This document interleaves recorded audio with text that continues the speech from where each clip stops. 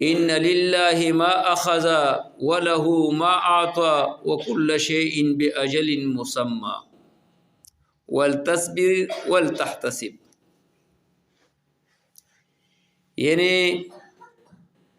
اللہ کے لیے وہی تھے جو لیا ہے، یہ جو لیا ہے وہ اللہ ہی کے تھے، کسی اور کے تو نہیں تھے نا، تو آپ پریشان کیوں ہے؟ یہ تو اللہ ہی کے تھا اور اللہ نے لے لیا ہے۔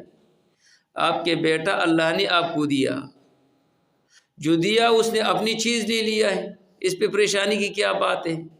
وَلَهُ مَا آتَوْا، جو ابھی آپ کے پاس جو بھی ہے وہ بھی اللہ کے ہے، جو لیا وہ بھی اللہ کے ہے، جو آپ کے پاس ہے وہ بھی اللہ کے ہے۔ وَكُلَّ شَيْءٍ بِأَجَلٍ مُّسَمًّى، ہر چیز کا ایک وقت مقرر ہے، صبر کر اور امید کر ثواب کی۔ یہ الفاظ بھی تعزیت کے ہے، یہ الفاظ بھی تعزیت کے۔ اعظم اللہ اجرک واحسن اللہ عزاءک وغفر لمیتک، اللہ تبارک و تعالی آپ کو عظمت عطا فرمائی، اور اللہ تعالیٰ آپ کی مصیبت آسان بنائی، اور اللہ تبارک و تعالیٰ آپ کی میت کی مغفرت فرمائی۔ یہ تعزیتی کلمات ہے جو بندہ میت کے گھر میں پڑھ سکتے۔ البتہ لوگ جاتے ہیں بھائی فاتحہ پڑھو، ہاتھ اٹھائے، پھر وہ بندہ جائے، پھر وہ کہتے ہیں کہ ہاتھ اٹھائے، جو میت گھر والا ہے وہ ہاتھ اٹھا کر کے وہ تنگ آ جاتے ہیں، وہ اسی مصیبت میں پڑ جاتے کہ ہر بندہ جب آ جاتے بھائی دعا کرے، یہ دعا کہیں بھی ثابت نہیں ہے، ایسے دعاؤں کا کہیں بھی ثبوت نہیں ہے۔ جو سورہ فاتحہ پڑھا اور پتہ نہیں کہ کیا پڑھتے ہیں، یہ کہیں بھی ثبوت نہیں ہے۔ یہ الفاظ ہے تعزیت کی۔ البتہ ایک اور رواج ہے جو یہ پٹھانوں میں ہے اور یہاں پر میں نے تو نہیں دیکھا ہے، وہ تو یہ وَكُنَّا نَعُدُّ الْاجْتِمَاعَ فِي أَهْلِ الْمَيِّتِ وَصَنْعَ الطَّعَامِ مِنَ النِّيَاحَةِ، ہم یہ شمار کرتے ہیں اجتماع کرنا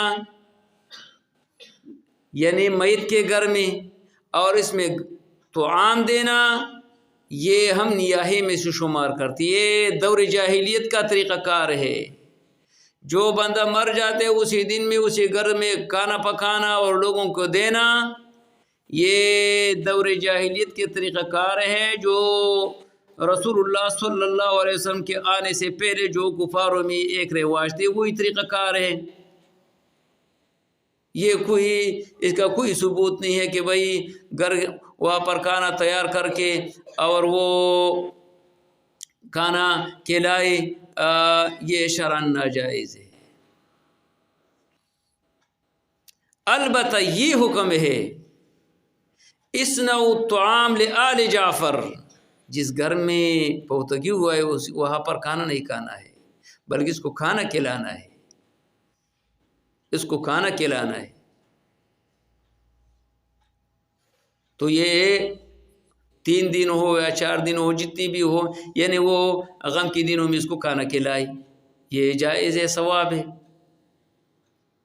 اس کے بعد جب میت قبر میں لے جاتے ہیں تو اس کے بعد لوگ جاتے ہیں وہاں پر، وہ قرآن مجید بھی لے جاتے ہیں اور وہاں پر فاتحہ وغیرہ بھی پڑھتے، اس کا کوئی ثبوت نہیں ہے۔ اس لیے حضور علیہ الصلوۃ والسلام فرماتے ہیں لا تجعلوا بیوتکم مقابر، اپنے گھروں کو مقبرہ نہ بنائے، اس لیے کہ آپ گھروں میں سورہ بقرہ پڑھ لیا کریں، کیونکہ جس گھر میں سورہ بقرہ پڑھی جاتے ہیں تو وہاں پر شیطان نہیں آ سکتے، تو لہٰذا وہاں پر قرآن خوانی کرنا یا وہاں پر جا کر کے قرآن پڑھنا یہ کہیں بھی ثبوت نہیں ہے۔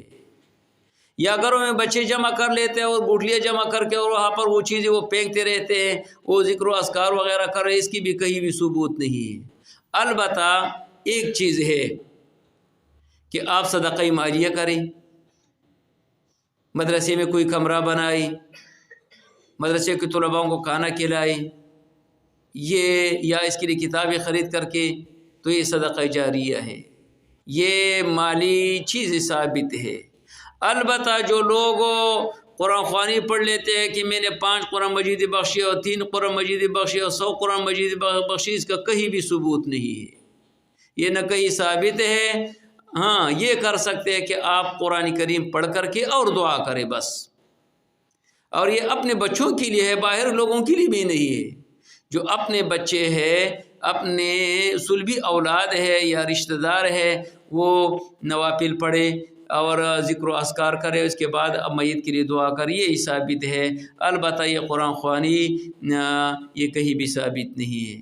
اور یہ بھی کہ یہ آج بھی جانا ہے اور کل بھی جانا ہے، یہ میت کے گھر میں میت کا سب سے بڑا حق ہے کہ آپ اس میں جنازے میں شریک ہو جائے، بس اس پہ اجر مل جاتا ہے. اگر آپ جنازے میں شریک ہو تو 1 قرات مل جاتے ہیں، اور جنازے کے ساتھ جب تدفین میں بھی شریک ہو تو 2 قرات مل جاتے ہیں، اور 1 قرات کے ثواب ہو یہ احد پہاڑ کے برابر ہے.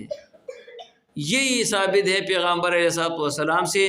باقی بھائی جانا ہے، اگر ہم نہ جائیں تو پھر ناراض ہو جاتے ہیں تو اس میں کوئی اجر نہیں ملتے. ہاں مسلمان کا یہ حق ہے آپ پر کہ آپ جائیں اس کے جنازے میں آپ شریک ہو جائیں. یہ اس بات پہ نہیں کہ وہ ناک کٹ جاتے ہیں اگر ہم نہ جائیں تو برادری ہے، یہ ہے وہ ہے، یہ اس میں کوئی اجر بھی نہیں مل جاتے ہے اور شرعاً یہ گناہ بھی ہے. اگر جانا ہے تو میت کے حق کی وجہ سے جائے، نہ کہ برادری کی وجہ سے، نہ کہ ناک کٹنے کی وجہ سے. تو یہ چند رسومات ہے جو ہمارے معاشرے میں